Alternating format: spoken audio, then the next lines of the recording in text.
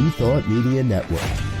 We are a global broadcast network of positive music, media, and entertainment, inspiring humanity's evolution along the journey of enlightenment and creating a world of love, peace, empowerment, and prosperity for all. New Thought Media Network. Positively inspiring.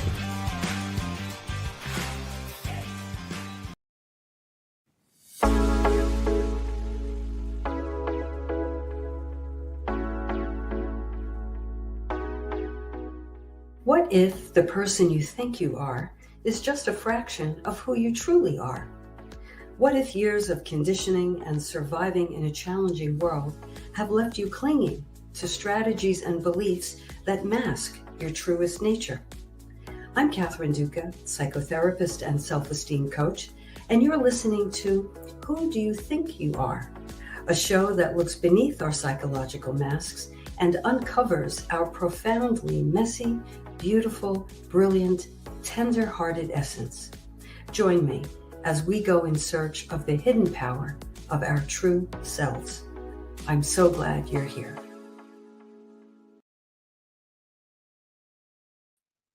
I am so glad you're here. Welcome, welcome. I'm your host, Catherine Duca, and you're listening to Who Do You Think You Are? A podcast to help you learn how to have the highest regard for yourself, how to live from a place of self-respect and self-love, and how to make yourself a priority in your own life. Meet me here each week for curated tips and strategies designed to help you drop your psychological masks, connect with your truest essence, and simply live life more easily. Because we all know that when we approach life in this way, we naturally have more room, more generosity, and more love for one another. And not only is that a beautiful thing, but when have we needed it more than we need it today? Friends, has this been the longest month since we met last Sunday? It has been for me. So much has happened. Some very heartbreaking things have happened. Some joyous things have happened. And I know there's been things in between, but how's everybody doing? How are you doing? I know that I have to say that I'm feeling heavy-hearted tonight. I'm feeling heavy-hearted from the events of the week, and I'm trying to navigate my way through. I am trying not to let the externals of the world change who I am. I'm trying to be grounded in who I am and what I believe. But, you know, it's gotten a little turbulent. So tonight I'm going to talk about vulnerability, the paradox of vulnerability. And I may be a little bit all over the map tonight because I have a lot to say. The events of the week have really brought me to deep reflections, actually, on vulnerability. The events in the news, as well as just, you know, living life and listening to my clients as they navigate their lives. And so vulnerability came up for me very strongly. But I want to begin with the some of the heartbreak that some of you, perhaps many of you, may be experiencing tonight. I know my clients were talking about this all week, and as I said, I'm very aware of how my heart feels tonight. So I wanted to begin with the plane crash in DC, not to get into the details, and the plane crash that happened a day or two later in Pennsylvania. In my email this morning, I I titled it "A Plane Full of Hope," because in both cases, on both planes, there was an enormous amount of hope and possibility and goodwill. Of course, the plane that went down in the Potomac was carrying, as I'm sure you know, it was carrying a group of people who were prominent, up-and-coming athletes in the ice skating world. There were union workers. There were bright lights in all walks of life. And then, of course, in the plane crash in Pennsylvania, there was a young girl who had just come through a difficult and challenging operation, and she was recovering and on her way back to Mexico, I believe. And her mom was with her and a crew, and that plane went down, and no survivors in that plane, as in the DC plane, and there was a fatality. That at least I heard of one on the ground. So an enormous experience, both of these things. And it got me thinking about grief, because I realized, as we have done so many times in our lifetime, but it just really struck me this time that we're grieving for people whom we don't know. Has that ever crossed your mind? We're grieving for strangers, and we're grieving hard in many cases. And as I said, some hearts are broken, and we don't even know these individuals. And I began to reflect on the reason for that. You know, the empathy that we feel for strangers can be an interesting experience. It can be a complex experience. It can even be perhaps a bit confusing. Why do I feel so deeply for people I don't know? Sure, it's sad, but this is really under my skin. I heard that from a few people this week. There's a type of grief, and I think it's interesting. It's called vicarious grief. And that's when we grieve through the eyes of another, even though we've never met. And the reasons for that are several. Number one, our shared humanity, of course. We are all part of a global family, a national family. And we are one another's brothers and sisters. And so we grieve for our family members.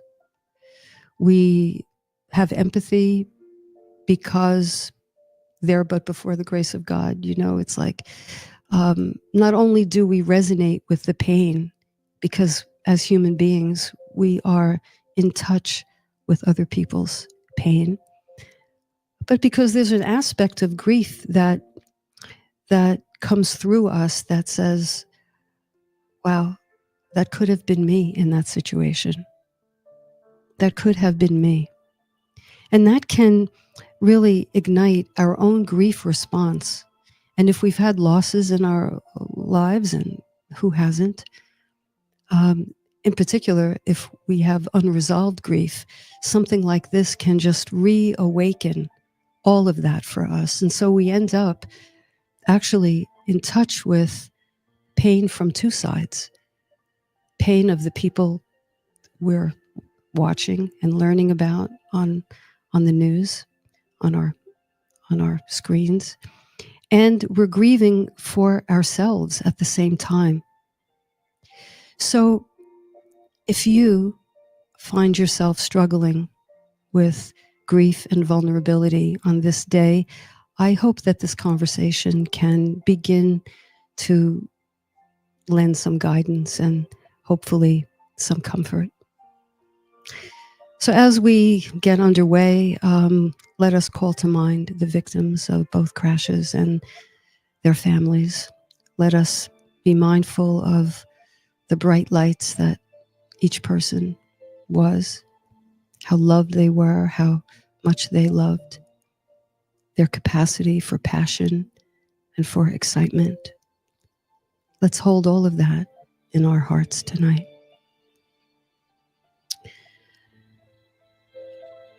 You know, this business about feeling vulnerable along with grieving. You can't grieve unless you feel vulnerable. And vulnerability is, I think, the gateway to grieving.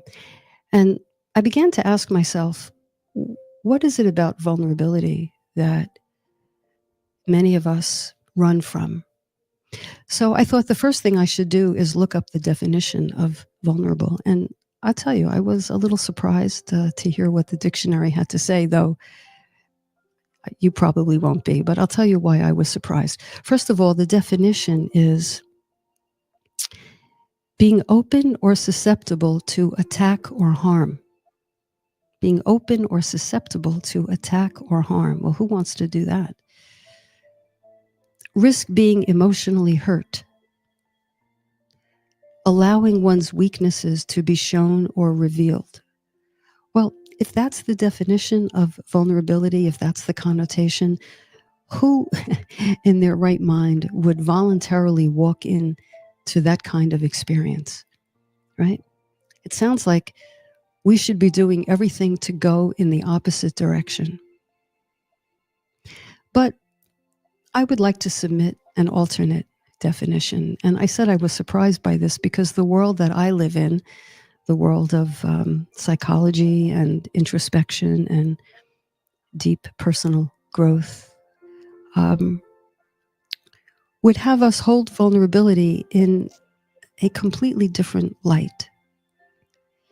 So I think vulnerability has to do with willingness.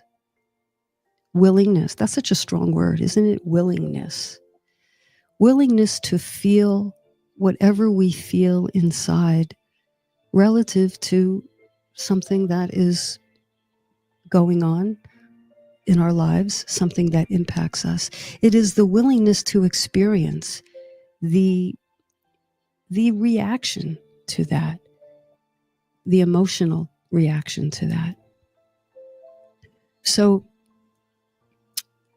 as we go deeper into vulnerability, I am going to hold this dictionary one and kind of do a double Dutch with my own definition. Because if we feel that going into our deep selves and feeling what we feel, if we feel that that in any way will leave us open to attack, we're not going to do it. And of course, who is the person most likely to attack ourselves for feeling and experiencing something that doesn't look strong or doesn't look in charge? We have to worry about ourselves. We have to worry about our own judgment. Because I think what we do is we have this kind of what I'm beginning to look at as almost an autoimmune type of response to what we feel inside. We attack ourselves for feeling, what's the word? Less than being in control, less than being in charge, less than necessarily knowing what to do. Many of us, when we get into that space, we ricochet from it like our lives depend on it, because I think we feel they do.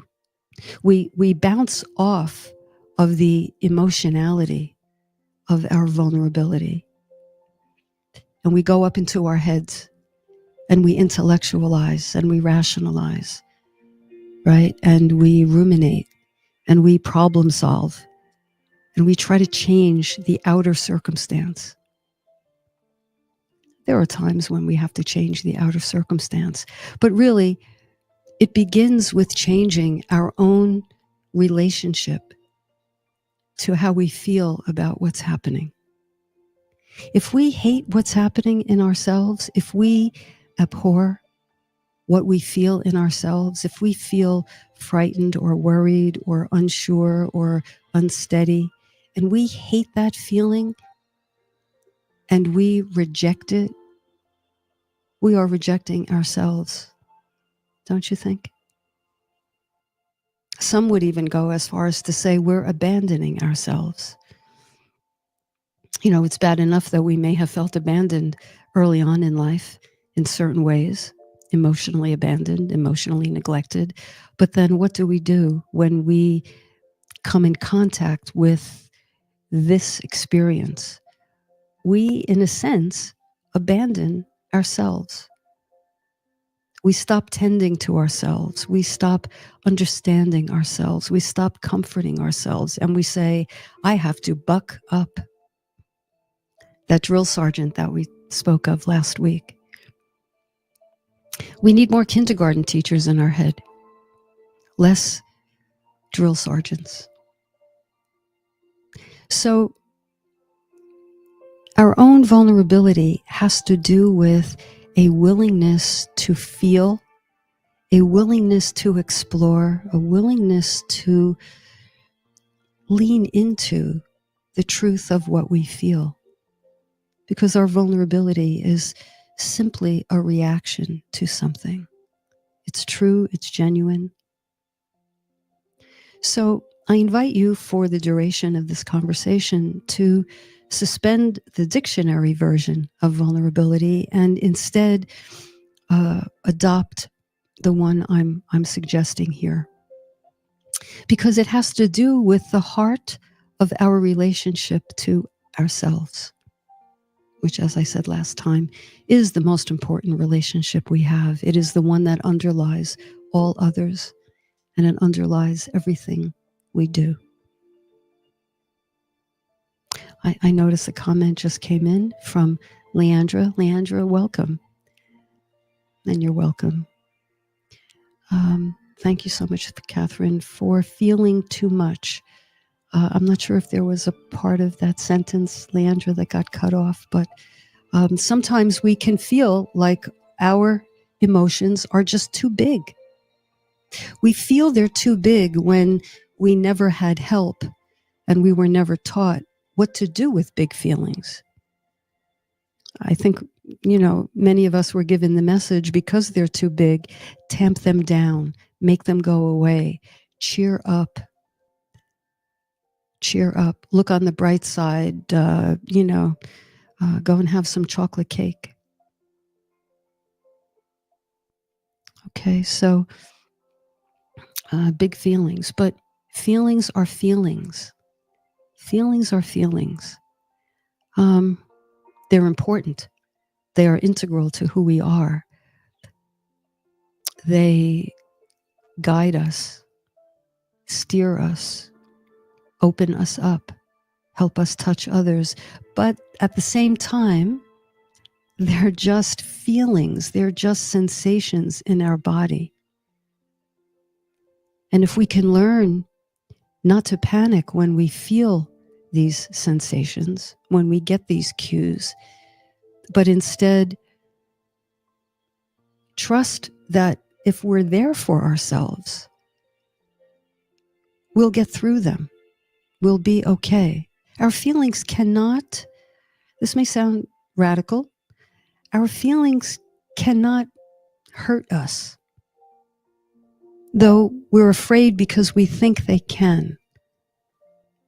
Sure, we can feel disappointed. We can feel upset. We can feel angry. We can feel downhearted, brokenhearted.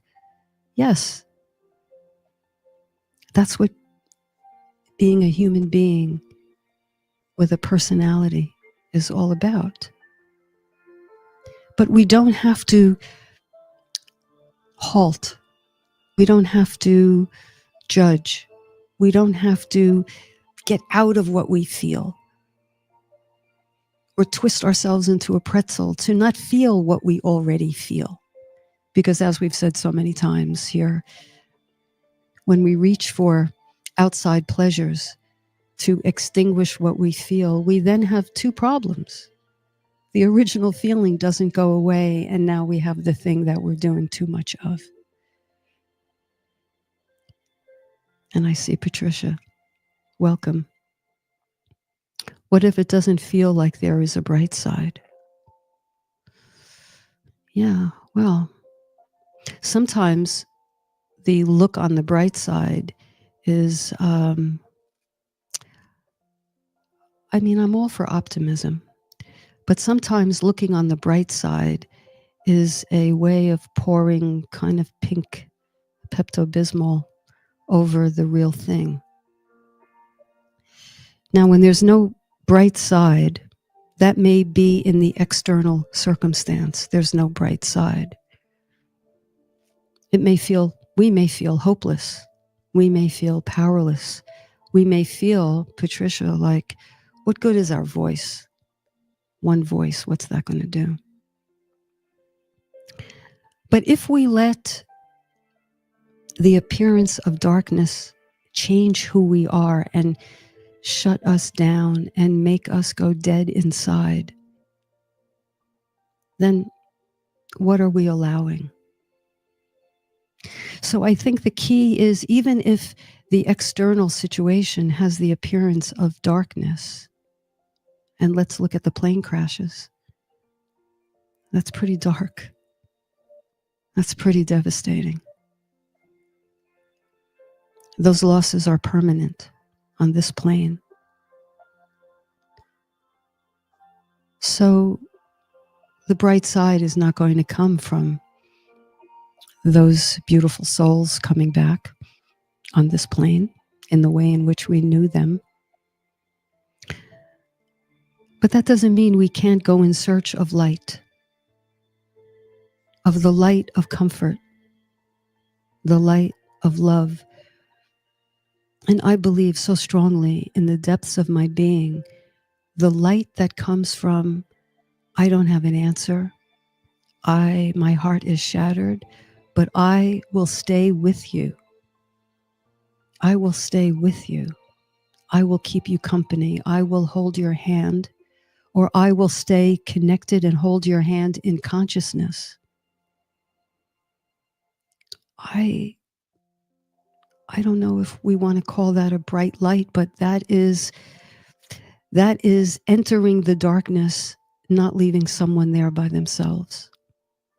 And when we feel dark, if we can reach out to another and ask for company, not for someone to step in and remedy whatever is causing us pain, but to keep us company, to be a witness.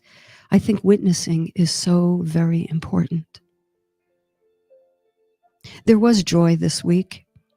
In part, some of the hostages were returned home. I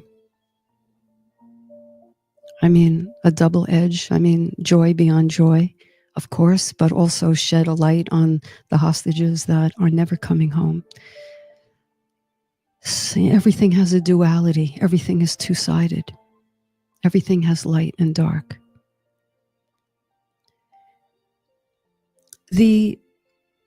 Speaking of the hostages, what has struck me so deeply, I wonder if it has struck any of you, is that the love, the parents, the families, the friends who've lost loved ones, whose hostages, family members were hostages that were murdered, they haven't turned away. They haven't turned their back on the other members of their, family, larger family. So when we stay present in the darkness, either to ourselves or to one another, we're doing an amazing thing. We're staying alive, and we are refusing to let our light be extinguished. And so that is vulnerability. That's not rush in and rearrange the furniture and make a new thing. That is a fervent willingness to accompany, to stand in our vulnerability, to stand in the, I don't know what to do, but I'm not leaving you. I don't have an answer, but I'm not going to, in my discomfort of not having an answer, disappear. Now, I want to be clear about something. This is not easy.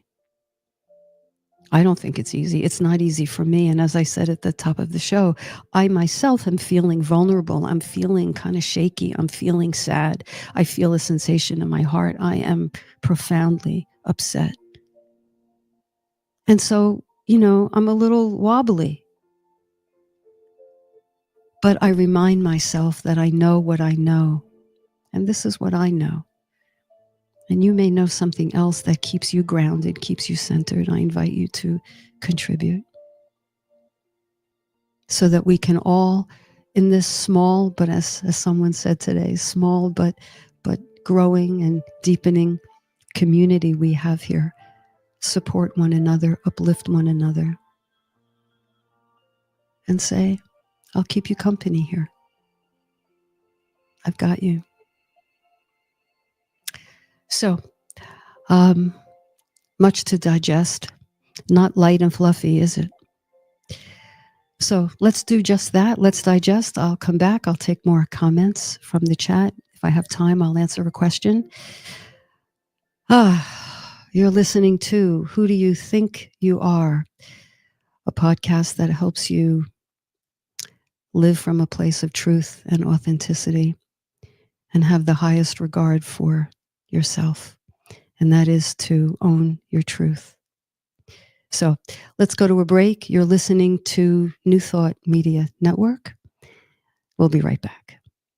Please help us say thank you to our organizational sponsors, including the Hefferland Foundation, Affiliated New Thought Network, International New Thought Alliance, Science of Mind Archives and Library Foundation, Center for Spiritual Living Denver, Center for Spiritual Living Midtown, New Thought Philadelphia, Planned Happiness Institute, Summit Center for Spiritual Living, One Heart Retreats, Center for Spiritual Living on the Lake, Unity Kitchener, Unity Spiritual Center Ottawa, Om Center for Spiritual Living, Satya Center, Begin Within Ministries, Center for Spiritual Living North Jersey, Unity of Savannah, and the Center for Spiritual Living Seattle,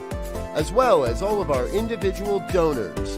Thank you for being part of the New Thought Media Network. Please like, share, and subscribe. New Thought Media Network, positively inspiring.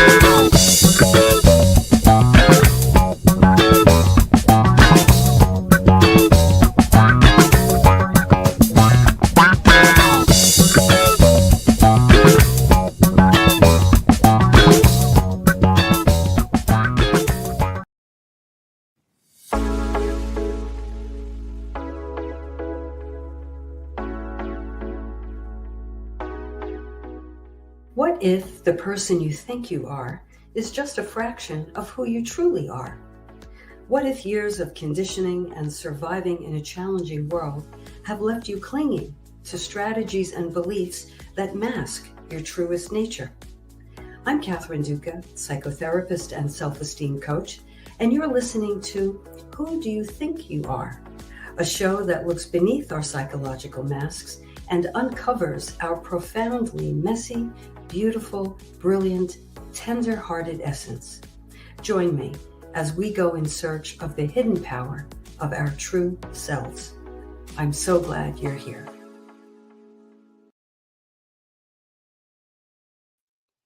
Welcome back. I'm Catherine Duca, your host. And if you're just joining us, we are talking about vulnerability. On this episode, we are looking and exploring the paradox of vulnerability, something that we think we need to run from because it'll perhaps swallow us and we won't know what to do.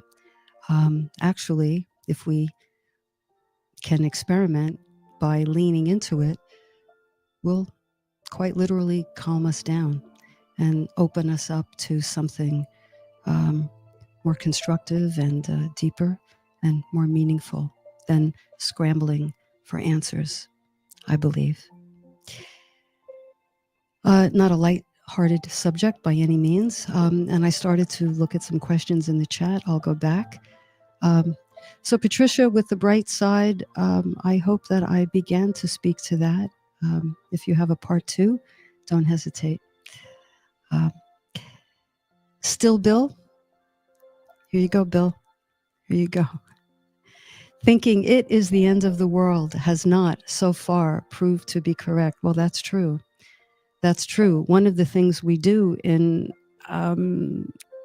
our perhaps fear of vulnerability is, and actually at the same time, it creates an amplification of our vulnerable feeling, is rushing into the future.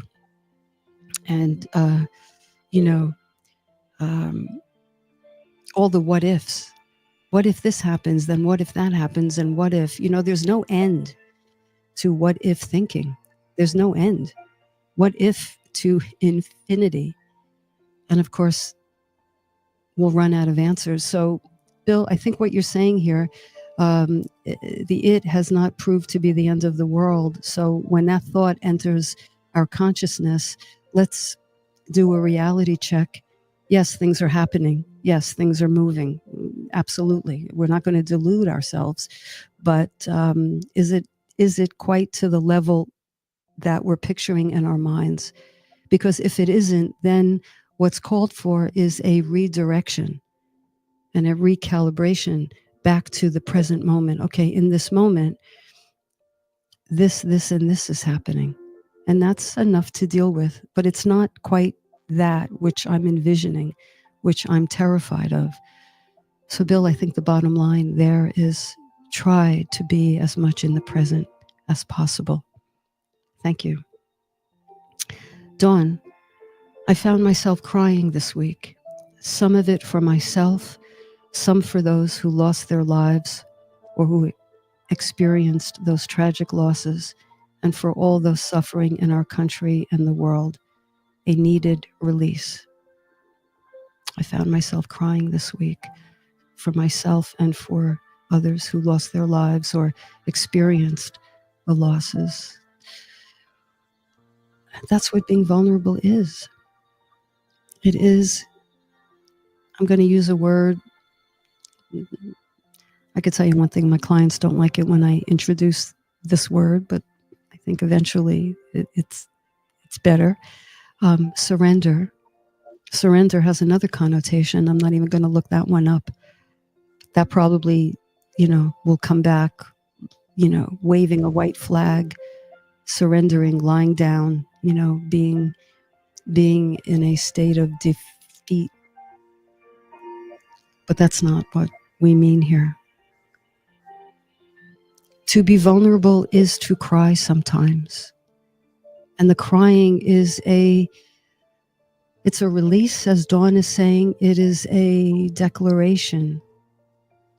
It is, I'm going to say, it's honoring the reality of a situation. How in the world are we supposed to feel with some of the things that are going on in the world right now? Some of the things that would challenge anyone's understanding of humanistic. How are we supposed to feel? People are in such darkness. They are so removed from any sense of connection to a higher self that they are overcome with inhumane thoughts and behaviors and cruelty. How are we supposed to feel? How could we not let our hearts break? The problem is when we say, I can't do that, I mustn't do that because it's weak, because it's unproductive. It's the opposite. And when we give in, I need a better word, when we acknowledge and step into and let that wave wash over us, like the wave in the ocean, when we stand sideways, it passes over us. And we're not scrambling. We're not beating ourselves up. We're not in judgment. We're not autoimmuning on ourselves, attacking ourselves. We are accepting the reality of how we feel. We don't have to like it. How could you like some of the things that are going on? It's not about liking it. It's about being able to tolerate the truth. Again, I'll say it 100 times, because no one should feel inadequate if they can't do that or do it consistently. I think it's appropriate to move in and out of this mental space, take a rest, reconstitute ourselves, rest, eat, sleep, talk with friends, probably the best thing we can do when we feel we're in a prolonged state of vulnerability and we can't get out. Help somebody who feels as badly as you do, maybe for different reasons. Let's get out of ourselves. Let's tend and minister to someone else. That is probably the best antidote, if you can't take it, to relieve some of the pressure without going into denial and without shutting down. I had a therapist many years ago, a wonderful therapist. And he said to me, Kathy, when you're feeling, because I think I was saying, I feel so shut down. I feel so closed off. My heart is closed. And he gave me a simple piece of advice. I never forgot it. He said, Kathy, when you go out today, whatever you do, when you're at 7-Eleven getting your coffee, look someone in the eye. Look someone in the eye. When you say thank you, have a nice day, don't make it rote. Look them in the eye. And for a split second, try to see them. Try to see them. And place yourself in a position to be seen. And I remember the next day I found myself, I know exactly where I was. I was in a little hot dog place.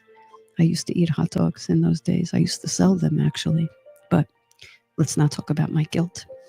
And I was standing there waiting online for my order, and I thought about what he said, because I felt like a mannequin.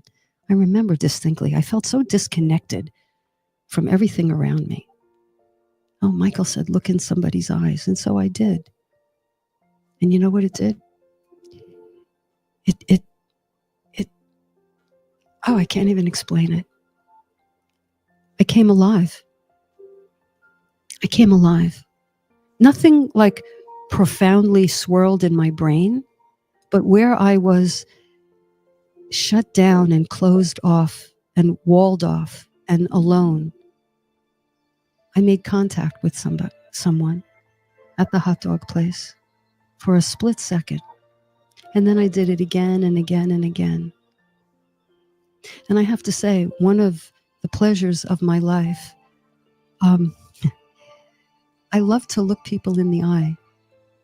And I love, I'm at my screen many hours each day, sometimes, I don't know, whatever, 8 hours or so.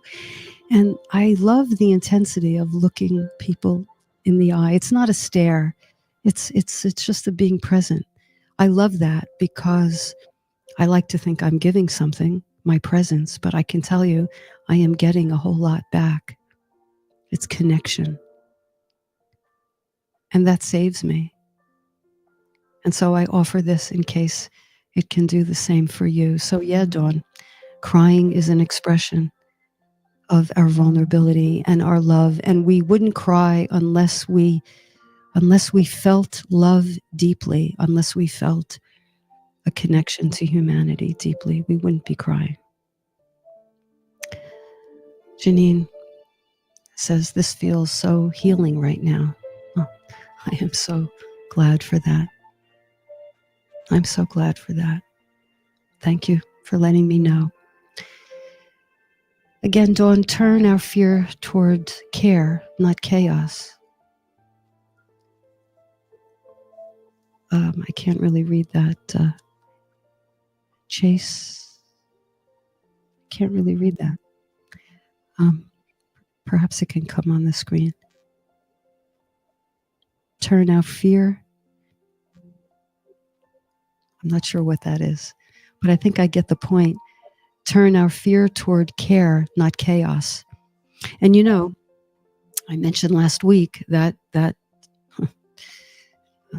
it's ironic to use that metaphor, but I'm into it now, so I have to say it. You know, the aerial view of what we're doing. Notice when we're scrambling. Let's notice when we are just kind of, you know, scurrying around trying to do before we are being. Who do we want to be? That's really the question before we can get to what do we want to do? Who do we want to be? And I'll bet you want to be an anchor, both for yourself and for others. I bet you want to be a steady presence. From that wellspring of presence will come what to do, not the other way around. So, Dawn, looking someone in the eye was antidoting. You're being shut down. Yes, it was. Yes, it was. Still, Bill, helping and caring for others is the bright side that Patricia was looking for.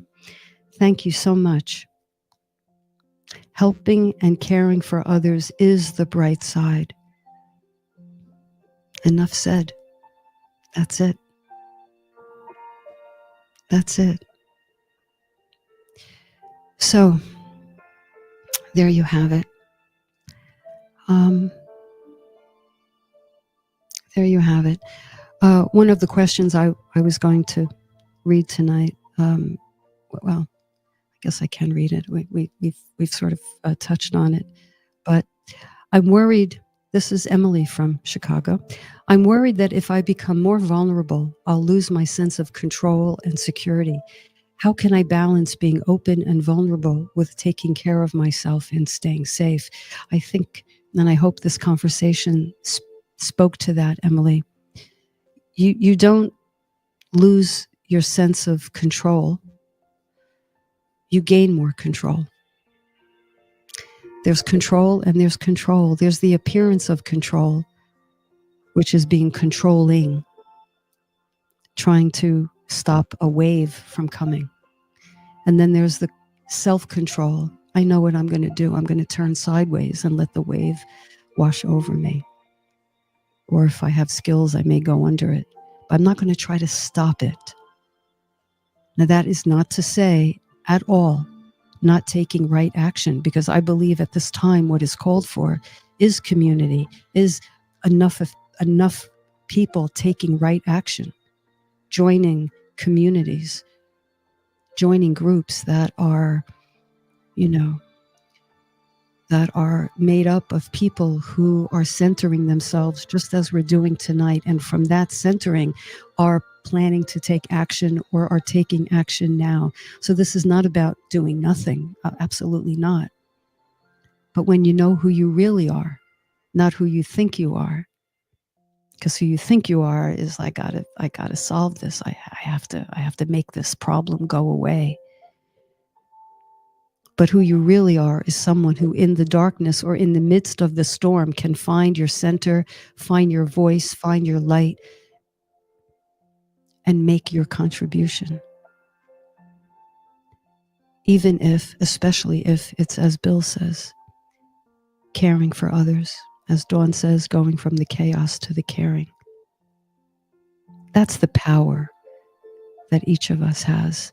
And it doesn't happen by accident, and it doesn't happen without us. It happens with our deliberate creation, and it happens as a result of our deliberate creation. It doesn't happen willy-nilly.